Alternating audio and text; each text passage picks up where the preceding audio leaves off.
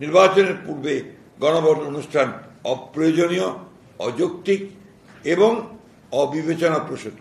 BNP জাতীয় ঐক্যের স্বার্থে জুলাই সনদের আইনি ভিত্তি রচনা এবং জনগণের সম্মতি গ্রহণের জন্য জাতীয় সংসদ নির্বাচনের দিনেই গণভোটের প্রস্তাব করেছিল।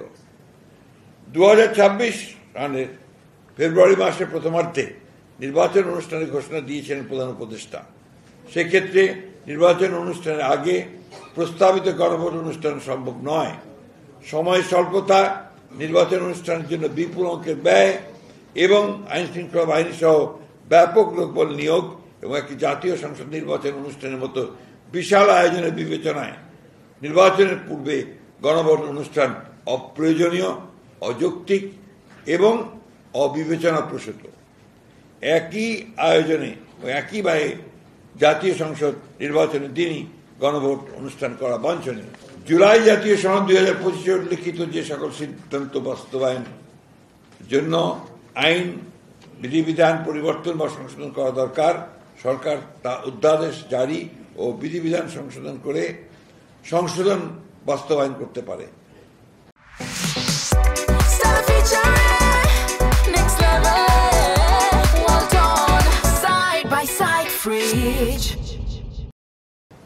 সংযুক্তি 4, যে সকল সিদ্ধান্ত নির্বাহী আদেশে বাস্তবায়নযোগ্য সেগুলো অবিলম্বে সরকার ও সংশ্লিষ্ট কর্তৃপক্ষ বাস্তবায়ন করতে পারে। সংযুক্তি 5, এই প্রস্তাবের সাথে আমরা প্রায় সকল রাজনৈতিক দল ঐকমত্য পোষণ করেছি। এই প্রস্তাবের সাথে রাজনৈতিক পোষণ করেছি। এছাড়া জুলাই জাতীয় সনদ বাস্তবায়ন এর আইনি ভিত্তি দেওয়ার জন্য আমরা গণভোটে সম্মত হয়েছি।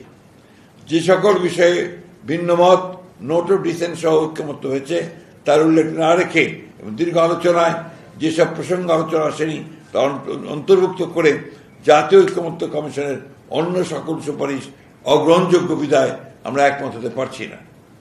আমরা অত্যন্ত দুঃখের সাথে লক্ষ্য করেছি যে এই সকল সুপারিশ কেবল জাতিকে বিভক্ত করবে, ঐক্যের বদলে অনৈক্য সৃষ্টি করবে।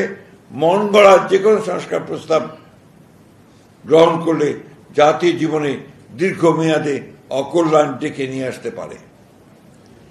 আমরা আশা করি জাতির প্রত্যাশা পূরণে এবং দীর্ঘ 16 বছরের ফ্যাসিবাদ বিরোধী গণতান্ত্রিক আন্দোলন ও 2024 সালের ছাত্র গণ অভ্যুত্থানের সকল শহীদের রক্তের অঙ্গীকার অনুযায়ী এবং যারা দীর্ঘ এই সংগ্রামে ফ্যাসিবাদী শাসনামলে গুম, খুন, অপহরণ, নির্যাতন, মামলা হামলার শিকার হয়েছেন তাদের প্রত্যাশা অনুযায়ী জাতীয় ঐক্যমতের ভিত্তিতে একটি শক্তিশালী গণতান্ত্রিক রাষ্ট্র পুনর্গঠন করতে পারব। প্রতিষ্ঠিত হবে সাম্য, মানবিক মর্যাদা ও ন্যায় বিচার ভিত্তিক সমাজ ও রাষ্ট্র ব্যবস্থা।